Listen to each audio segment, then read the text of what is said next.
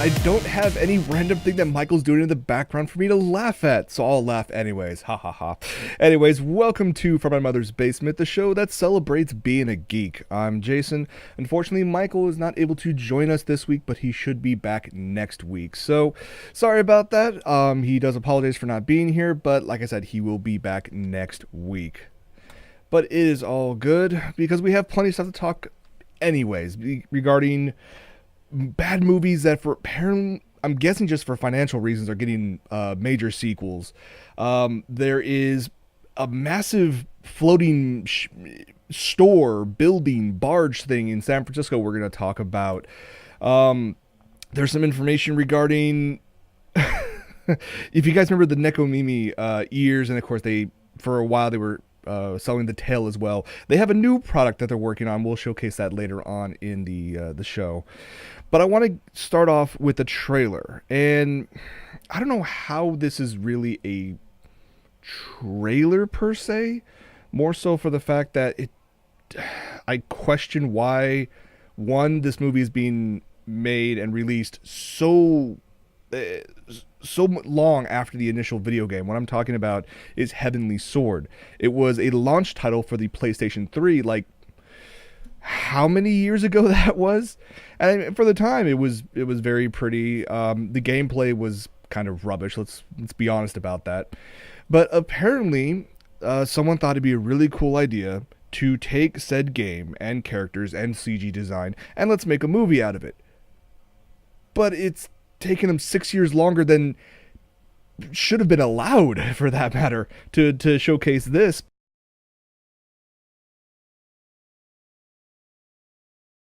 I'm looking at this, and I repeat what I said before, stating this should have been released or made and released like 6-7 years ago. Second, when I look at graphics like this, one, QB in the chat says it correct, looks generic. Two, this looks more like a video game cutscene, and a badly rendered one at that, compared to some of the higher quality ones that are available nowadays on the PlayStation 3. And I don't know. Let's take ideas from a game and then let's use it as a basis for a upcoming movie, CG or otherwise. Okay, I'm down with that. But when you're taking what essentially looks like just cutscenes and throwing them together and making a movie, that's not really making a movie. This is, yeah. I'm just going to leave it at that. So hopefully this will not deter some of these other video game movie adaptations that are on the way out. Thankfully, these other ones are going to be live action with possibly some CG added into it for just effects, visual effects. And I think they will have a better shot at becoming popular and enjoyable rather than this thing. I mean, of course, things like, there's an Assassin's Creed movie coming out, a Splinter Cell movie. But Heavenly Sword, I'm sorry. The game wasn't all that good, and it really doesn't even justify trying to bring out a movie like this. But that's just me. Which kind of ties in with some other news that I've been reading as of late, that I personally enjoy going to see, quintessentially bad movies, the ones that know that they're going to be a bad movie, and things like Machete Kills, that knows it's not going to try to take itself serious. It's going to have an absolute blast, and you're going to enjoy it because you're not expecting much. I mean, can't really say the same thing about Sharknado, but let's move on beyond that. But what I thought that movies like these okay, it's a one-shot. You enjoy it, it's a ton of fun. You may pick it up on DVD or Blu-ray, and that's it. But then you get, if you guys remember, I think it was last year, that you had not one but two movies that focused on the destruction of the White House and people semi-invading America. You had like Olympus Has Fallen and White House Down. Well, I saw both of them because I like the popcorn flicks, but out of out of those two, I actually enjoyed White House Down a hell of a lot more. Mainly for the fact that it did not try to take itself nearly as seriously as what Olympus Has Fallen did. And see, that's the odd thing to me because, okay, you got some decent actors. Okay, decent actor. You have Morgan Freeman. Any movie's going to be better with Morgan Freeman in it. We all agree with this. But apparently someone in Hollywood thought that this movie was so successful enough in terms of just box office revenue. And, to hell with trying to figure out some sort of plot or story to this. Yeah. This film is actually, I guess you can call it earned or bought itself a sequel. It is titled London Has Fallen. So most of the crew from the first movie have already been confirmed to come back for the sequel. Principal photography will be taking place in London starting May 2014. So you'll probably see this late 2014, early 2015. I don't understand this. I don't understand this whatsoever. The storyline that they state about this is the sequel is described as being more of a buddy romp, where the U.S. president and a newly instated Secret Service agent must work together with an MI6 agent in order to prevent a planned terrorist attack during a funeral for the recently deceased British Prime Minister. I could easily jump into the whole question of why is the president getting involved with this? He has billions of dollars and millions of weapons, and he can make a phone call or press a button to have this issue resolved, in theory. Politics are a whole other story. But again, I enjoy popcorn flicks, but why? Why is this thing getting a sequel? I have no idea. It may be a dead on arrival. It may not. It may make some money. Who knows? But let's talk about another movie that I thought many people agreed with me. Thought that it was initially a joke. It was a parody of Disney's Cars when they released the trailer for Disney's Planes. Same idea, just planes instead of cars. Apparently, it's made a crap ton of money. I mean, I know Cars and Cars 2 made over $1 billion in merchandising. I understand that Disney is the masters at merchandising things. Planes, I didn't think it was going to take off, but apparently it did. Apparently it made $207 million worldwide. About 90 of that was actually from the States. It only cost about $50 million to make. So obviously Disney's going to go, we need to make a sequel to this. Oh, we should make it on TV or directed DVD and Blu-ray. Nope. This is going to be another one. It's going to be shown in theaters.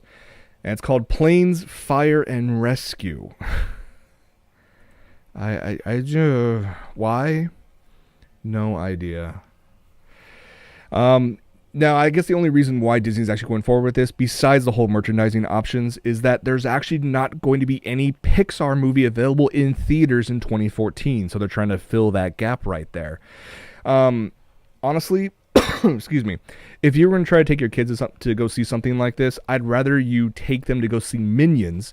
But unfortunately, that does not arrive in theaters until 2015. So 2014, in terms of animated movies, is not looking good for start. Now, I understand the whole financial reasons why they're going through all this, but you still have to wonder, did anybody in all of Disney that was related to Planes, the franchise Planes, sit back and go, is this why? But I'm guessing not. That's just me ranting. I need a palate cleanser. I need something that's actually going to be good. And you know what? I have just the thing. There's actually a brand new trailer out for, you might call it a kids movie. You may call it family friendly. I just call it's going to be fun and a bit of nostalgia thrown in for kicks. Here's the brand new trailer, the official main trailer as they're calling it, for the Lego Movie.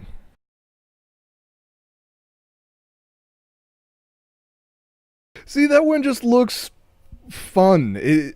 It's not going to take itself serious. Almost every person on the freaking planet has interacted with Legos in one form or another, and at least has one nostalgic memory of it. Looks good though, and like I said, going back to what I initially stated about Morgan Freeman, every movie is better with Morgan Freeman in it. So, yes, I believe that's going to be the exact same thing for this movie. Having people like Liam Neeson in a movie like this should be just a hell of a lot of fun. Now, this one is slated to hit U.S. theaters in February of 2014, so this one I'll definitely go check out on opening night, because it's just it looks so much fun. And if the story or the plot sucks, at least they'll have the jokes and the nostalgia factor of Legos to tide you over for it. So there's that. And there you go. The Shadar in the chat likes to share a memory that many of us have probably experienced. The nostalgia and cringing memories of stepping on a Lego is one of the worst pain you can have in life. Yeah, I agree with you completely. All right, let's move on to a little bit of TV news regarding Agents of S.H.I.E.L.D. Started off with a bang. In terms of viewer numbers, it's been tapering off since the first episode. People have already wondered if this is going to make it past the first season, even though ABC has already confirmed that it's going to. In terms of story and design, I look at it very much similar to like Dollhouse or Firefly, to sadly to make that similarity, for the fact that it has a good storyline, but it needs a better hook to bring more viewers in every single week. And at least for one episode in the near future, it's going to get that. It has already been announced that the November 19th episode of Agents of S.H.I.E.L.D. will actually pick up where the new Thor movie left off. The official wording is, in the aftermath of the events chronicled in the feature film Marvel's Thor: The Dark World, Coulson and the Agents of S.H.I.E.L.D. pick up the pieces, one of which threatens to destroy a member of the team. See, here's my problem, though. One, this basically means that every single person who has actually watches Agents of S.H.I.E.L.D. has to go out and watch the Thor movie before November 19th. There are many people who do that. There are some people who won't, and I fear that there may be some spoilers in there and some inside jokes that will probably go over people's heads who haven't seen the movie yet. So, good thing, bad thing? I mean, I like the side note that Jonathan Frakes is going to direct the episode. You remember him as Commander Riker from Star Trek: The Next Generation. He's actually, on the side note, Jonathan Frakes has actually directed several episodes of Joss Whedon's former TV shows, including Dollhouse. So that's kind of a cool bit right there. But I look at it this. Last week we showcased the trailer for Captain America: The Winter Soldier. And we got a much better taste of the world of S.H.I.E.L.D., about how technologically advanced and how vast their numbers are. And then we go back to Agents of S.H.I.E.L.D., and we have a single plane that's not that lavishly furnished. The tech toys aren't really up to spec. Why would you throw one of the most iconic members of S.H.I.E.L.D. in the modern universe, or the modern Marvel universe, I should state, and throw them in the back corner with some kids? How are they going to address that, in future movies and also within Agents of S.H.I.E.L.D.? Here's hoping. I'm hoping this does not go the path of Firefly, but it does have one thing going for it, is that Agents of S.H.I.E.L.D. is on ABC and not on Fox. So at least it'll get a chance. And that's all I'm asking for, is a chance. So hopefully all of you can go see Marvel's Thor 2: The Dark World before November 19th. Okay. It seems like nowadays you get, when you talk about tech, and especially displays, monitors, TVs, it's no longer 1080p. It's no longer the 120 hertz or the 240 hertz refresh rate. No, the big thing right now is 4K. And I kind of find that hilarious, because aside from one company that's offering 4K monitors at a decent price compared to, say, Sony and LG, which are selling their 50-inch and larger 4K televisions for tens of thousands of dollars. Now, I'm sure, granted, that the quality will be much better, but seriously, come on. If Seiki can offer a 50-inch 4K television for under $1,000, you're doing something wrong. Or you're just hoping that people will continue the trend of, it's a Sony, therefore it's worth 3 times the price. No, it's not going to work on that. But why am I talking about 4K? I want to talk about what you're going to do with all those pixels. Number one, eventually you're going to start getting Blu-rays or any new format that'll actually be able to support 4K. And there's already been a few companies that are working to make sure that's going to become a reality for the mass market, they hope, in 2014. Starting off with Netflix. Now, what's interesting about Netflix is that they've already made the announcement they're going to launch 4K streaming through numerous devices in 2014. There's a bunch of questions I have about this. One, I'm really hoping they're using some new format, or they are actually working with the internet service providers to offer some sort of new tier, because 4K is going to push a lot of bandwidth. Now, granted, there are ways around that. I know there's a few Blu-rays out right now that are still technically in 1080p, but they have a quote-unquote high bit rate. So when you upscale them to 4K or Ultra HD, as some people call it, it actually looks very, very pretty. I've seen one of these in person already, and I will admit to that. It is very, very pretty. I question a lot of this. Like I said, the pricing, one, the bandwidth, two. Is there going to be that many people? Is that market going to be that saturated that people are going to actually want and be able to afford 4K? The other bit is that current devices, are they able to support 4K? Is the PS3 able to support 4K? Like you see in the picture right there, is the Apple TV currently able to support 4K? No. So you will have to buy all brand new hardware to go along with your brand new TV.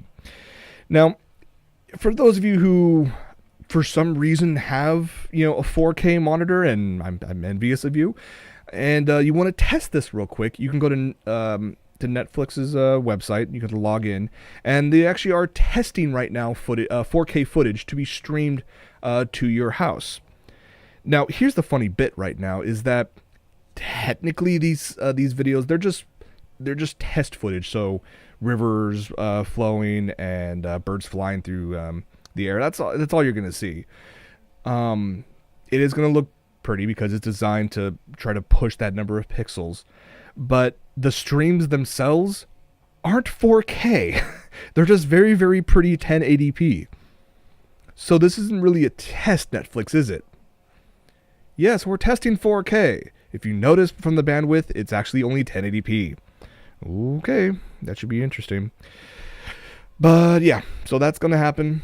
If you guys want to test it, go ahead on our Netflix site and click the little 4K button, and it'll give you a whole slew of test footage you can download and watch. But let's move from tech on your TV to tech on your cell phone.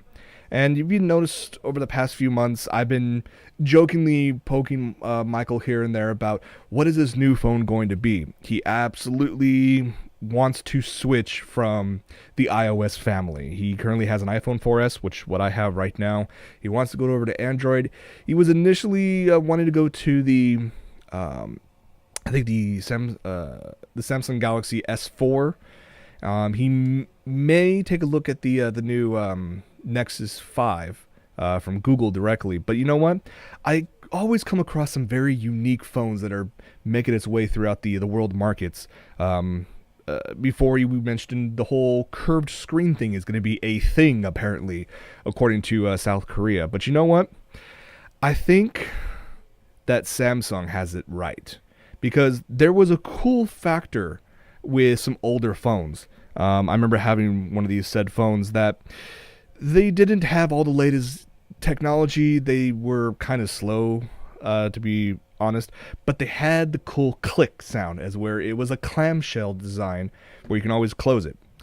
Well, you know what? Samsung's not ready to let go of that just yet, and so they announced what they're calling the W2014. This is the world's first Snapdragon 800, which is quad-core flip phone.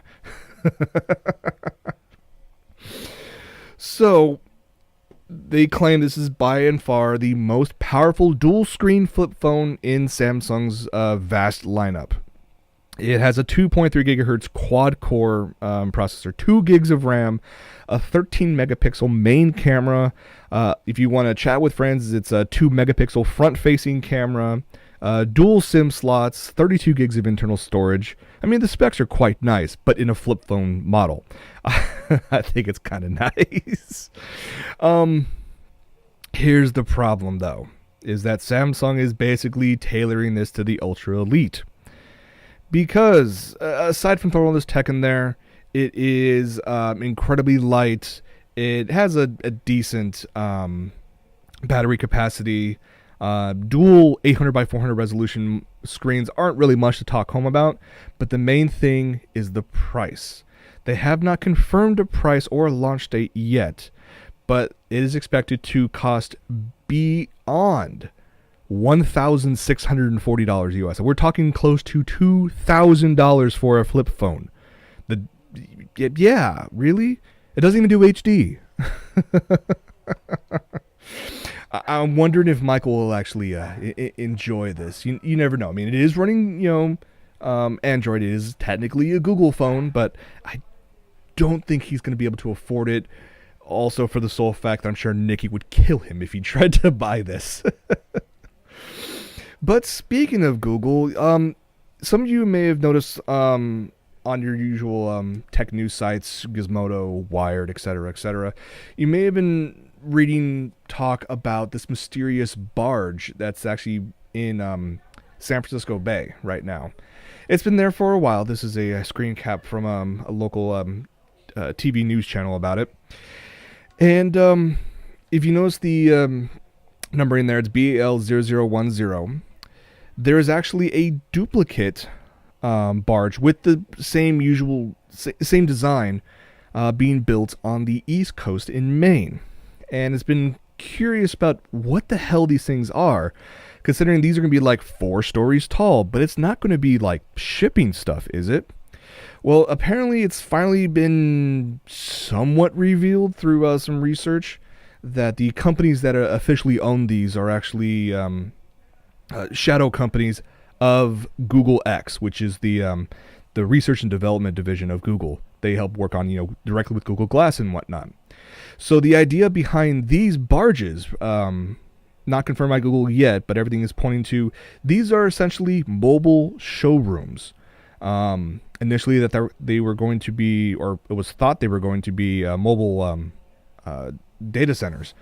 But apparently they're actually going to be mobile and modular showrooms. The first 3 floors are going to be like R&D, showcasing Google Glass and any other projects that Google X is working on. And the top floor is actually going to be basically like a party area, VIP lounge and whatnot. Now, apparently, this modular design is so that not only can they float these all over, all over the world on these barges, or at least in bays and whatnot, and tugged along, but the buildings themselves could actually be broken down, put like on a train, and it could be set up at, say, like a ski resort one week, and then brought back down and reassembled on the barge at the by the beach the next week. I kind of like this idea for the sole fact that you have, Apple stores being the so-called epitome of tech retail, and in some cases I would agree with them on that. The Microsoft Store is essentially, they try to be their own thing, but honestly, it's just a rip-off of the Apple Store design. We know this. But Google, I think they have it right, because not only will you have the wow factor for what Google will be offering, because I still want Google Glass. I think is freaking amazing. But they'll also have the additional wow factor of their whole design for the store itself is modular and, for lack of a better phrase, portable. So it could set up in San Francisco one day. It could set up again in Los Angeles the next day. It could be broken apart and put on trains and be in New Mexico the third day. I mean, they have all these different options there. So you always everything's changing with Google with that. I think that's a really cool idea. Now, like I said it before, Google has yet to make an announcement about this officially or even acknowledge anything about this whatsoever. But honestly, I think this is a really cool idea, and I cannot wait to check it out when it's finally revealed officially, I should say. Okay. But enough about what Google can do. I want to talk about my iPad real quick. For the most part, I am an Apple fanboy, but I do have some Google devices. And I've been really enjoying, at least for the past week, the ability to read mostly current manga via the Crunchyroll manga app, the brand new one we talked about on Anabreak last week. Well, apparently, there's a number of other ways to read manga online or via your iPad. There's a number of apps out there. Viz, for one, actually has one. They have an official app, but you have to buy everything through them. So it's like you have to go through their app, which isn't as clean as, say, the iTunes Store or the iBook Store, anything like that. Well, for fans of Viz and of iOS devices, they decided to team up a little bit. So Viz Media has made the announcement just a few days ago that their entire digital catalog of graphic novels is talking about over 1,600 volumes of manga is now going to be available on iOS devices through iBooks. So what's nice about this is that iBooks syncs with all of your iOS devices. So if you buy them on, say, your iPad or whatnot, and you wanted to, say, continue reading a manga that you've been checking out on your iPhone or your iPod while you're on the go, you can actually do that because it syncs throughout everything. I think it's quite nice, and I think you guys would actually really enjoy that. Prices are what to expect. I mean, they're about average. They haven't really changed in terms of pricing whatsoever, but I do like the fact that because it's on iBooks, it does allow you to preview each volume of the manga before spending your cash on it. So, say there's a new manga out there you want to check out. I don't know about it. Is it going to be any good? The reviews seem to be okay about it. You can now preview it yourself, and you can make an informed decision about it.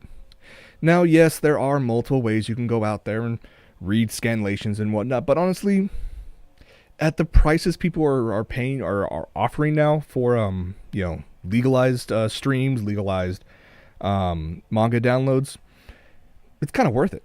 So, like I said so far about the Crunchyroll manga app, there's not much there right now. There's only 12 titles, but between those 12 titles, there's a vast amount of reading to be done. And for the additional price of $5 a month, I'm all for it. So that's just me. For those of you who just want to say, you know what, I'm not a fan of manga, I just want to stick with my anime. Again, you have a number of available titles available on Crunchyroll, Anime Network, Hulu via Viz and Funimation, etc., etc. So you have a bunch of different options there. But as long as you guys are supporting the industry, it is all good because we can get more things like the announcement about Space Dandy, which hasn't even been released yet in Japan. It's not scheduled to be released until January. And just last week we found out that it's going to be simulcast not only around Asia but also in the United States on Cartoon Network's Adult Swim for Toonami with an English dub. Same day, rumored to be same day as Japan. That's freaking amazing. But enough about anime. I want to talk about Nekomimi. If you guys remember, you can go to any convention nowadays and you always see them. The Nekomimis are they were created by the folks over at NeuroWare. Basically, it's the mobile cat ears that respond to your brainwaves. And then for a while, they actually had a tail that responded to essentially your heartbeat, not your brainwaves. Well, it looks like they wanted to one-up everything they've done before. And they're calling this odd? I'm going to call it odd. It's a headset that utilizes an iPhone, and it's brainwave controlled.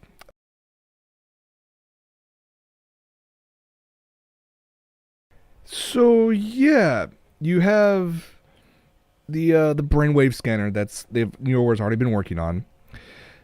It hooks up to your iPhone for right now, which unfortunately, because the fact it is uh, just a beta, it's a test phase, or just an idea phase. They threw it on the side of your head, so it's like me walking around going, "Hey, everybody, how's it going?"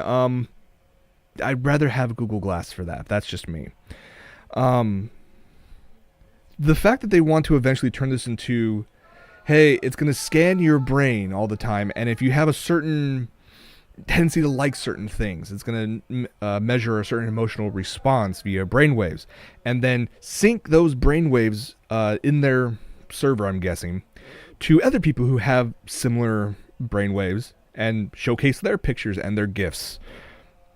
I don't know if I want that. I mean, I guess this is one step closer to having, the same network you would have in, say, Ghost in the Shell. But, yeah, I thought it was kind of interesting. It had to be thrown in there. There's already people making jokes that, oh, this is the next step to becoming Borg. I'm like, not really, but okay. I just wanted to throw that in there so you guys can just take a look at that. Well, before we wrap up, as we always do, I wanted to make a quick mention. We've talked before about a company called Anime Souls. You can go to animesouls.com, and it's a place where they stream classic anime, and if you enjoy it, you can actually support it, and if it makes enough money by a certain time, like a Kickstarter, it will actually end up becoming released on DVD or Blu-ray, possibly, in the States. Currently, right now, the one I'm looking at is for Magical Angel Creamy Mommy. I mean, this is some old school stuff. It's definitely cheesy, but you know what? Most late 80s anime was, so. And this fundraiser is actually really close to the end. It has about an hour left. They're asking for $18,000 to release this on DVD. And currently they're at $17,765. That's really, really close. Even if you don't want to, pick up the DVDs for yourself, if you want to throw in like $5-10 to help them out a bit and help out all those other people who actually want it, you'll get like stickers or a poster and whatnot. It's kind of nice to have that. And you can find out more information about it, as well as other projects that are going on right now, at animesouls.com. That's animesols.com. Okay, well, to wrap up, as always, usually it's what we're watching. And me, I haven't done much watching outside of anime lately, just for the sole fact that that's kind of only thing I watch nowadays, aside from Agents of S.H.I.E.L.D., but this week was a repeat of the first episode, so I was like, why am I going to watch that again? No, most of my time this past week was actually spent walking and slowly jogging, because kind of crazy me, I decided a couple weeks ago I was going to do a 5K, and what just happened on last Friday was the electric run. It was a second year running. It is a 5K nighttime run/walk event that was held at the OC Fairplex, where it's about 3 miles long, and it's like running through a rave. Tons of techno. They claim 1 million watts of sound, and by the amount of speakers they had placed everywhere, I would be partially willing to agree with that. All lights, projections. It was really cool. A little pricey because I jumped in at almost the last minute for it, but it was an absolute blast. I do have to say, though, that I got there just before the first wave went. So I was up there, and they're hyping up the crowd and what they do. And I got hyped up with it because I'm surrounded by all these people with glow sticks and whatnot. They're throwing more glow sticks from the roof. People are having an absolute blast, and I'm near the front. And they say, all right, and go. Well, I was only planning to jog part of this and walk most of it. Mostly walk at the beginning and then jog the middle third. Because I was so hyped up, I decided to, screw it, I'm going to jog right off the bat with everybody else. And I, to my credit, without stretching or warming up on it, I did make it about a half a mile jogging, until I had to stop and for half a second and went, okay, I'm gonna die right now if I don't stop.